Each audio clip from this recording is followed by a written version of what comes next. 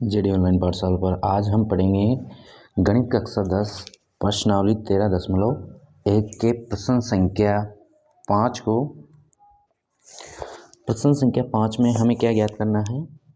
एक घनाकार ब्लॉक के एक तल को, एक घन के आकार का एक ब्लॉक है, उसके एक फलक को अंदर की ओर से काटकर, उसका एक फलक है उसको अंदर की ओर से काटकर एक अर्धगोलाकार गड्ढा इस प्रकार बनाया जाता है कि अर्धगोले का व्यास घन के एक किनारे के बराबर है। जो अर्धगोला है उसका व्यास घन के एक किनारे के मतलब उसकी एक भुजा के बराबर है। शेष बचे ठोस का पृष्ठीय क्षेत्रफल ज्ञात कीजिए। उसके जो शेष बचा हुआ ठोस है उसका क्षेत्रफल हमें ज्ञात करना है। प्रश्न के अनुसार हमारा जो चित्र बनता है वो इस प्रकार से बनता है। ये एक घन है, ठीक है, और इसके अंदर ये एक अर्धगोलाकार जो है गड्ढा है, ठीक है, इस प्रकार से है, जिसका जो व्यास है वो एक किनारे के बराबर है, मतलब इतना है, तो ये यहाँ से यहाँ तक की लंबाई के बराबर है, ठीक है। तो यहाँ से व्यास क्या हो जाएगा, ए हो जाएगा, मतलब एक घन की भुजा के बराबर इसका व्यास हो जाएगा। तो त्रिज्या हो जाएगी इस अर्धगोलाकार की आधी a/2, ठीक है। तो माना घन की भुजा क्या है, ए है, इसमें कोई मान दिया नहीं गया है किसी प्रकार से। तो अर्धगोले का व्यास क्या होगा,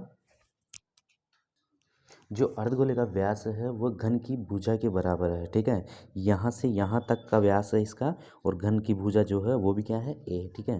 तो जो अर्धगोले का व्यास ये होता है 2r, और घन की भुजा कितनी है, ए। तो यहाँ r का जो मान होगा वो हो जाएगा a/2, ठीक है। ये दो का पक्षांतर करेंगे तो इस तरफ भाग में आ जाएगा। तो ये जो त्रिज्या है अर्धगोलाकार की ये हो जाएगी a/2।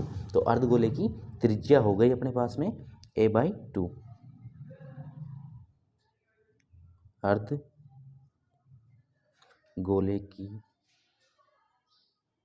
त्रिज्या ये हो जाएगी r बराबर a/2, ठीक है। अब शेष बचे ठोस का पृष्ठीय क्षेत्रफल हमें ज्ञात करना है। अब हमें शेष बचे ठोस का जो पृष्ठीय क्षेत्रफल ज्ञात करना है वो किस किस का क्षेत्रफल जुड़ेगा और किसका घटेगा ये जान लेते हैं।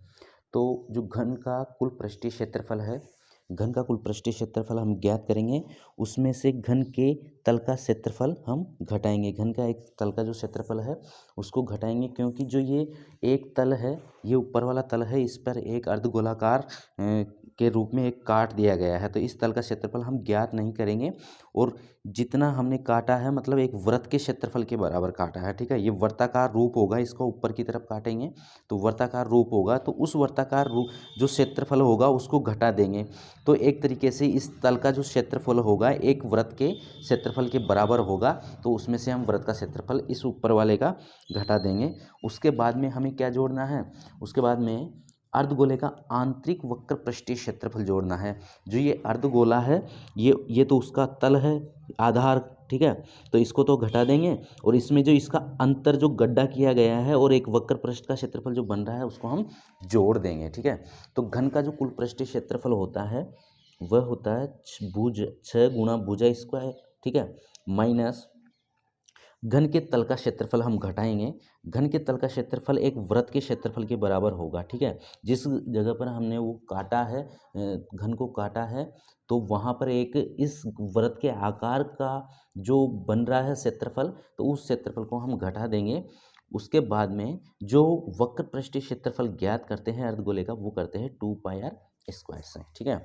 यहाँ पर यहाँ 2πr² है, यहाँ -πr² है, तो 6 भुजा स्क्वायर, ये πr² माइनस और ये प्लस के 2πr², तो इनको घटाएंगे आपस में, तो यहाँ दो में से एक चला जाएगा, तो क्या बचेगा, πr², ठीक है। यहाँ से 6 πr² बचा अपने पास में, यहाँ 6a² प्लस, इनके बाद में जो r का मान है, यहाँ r का मान रखेंगे πr²। r का मान जो त्रिज्या थी वो थी a/2, ठीक है।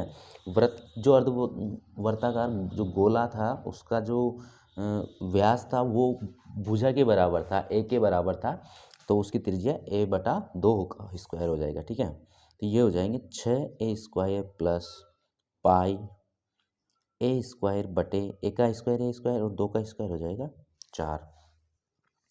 दोनों में से ही हम ए स्क्वायर कॉमन ले सकते हैं। ए स्क्वायर हमने कॉमन ले लिया, यहाँ बचेगा 6 प्लस यहाँ बचेगा पाई बटे 4।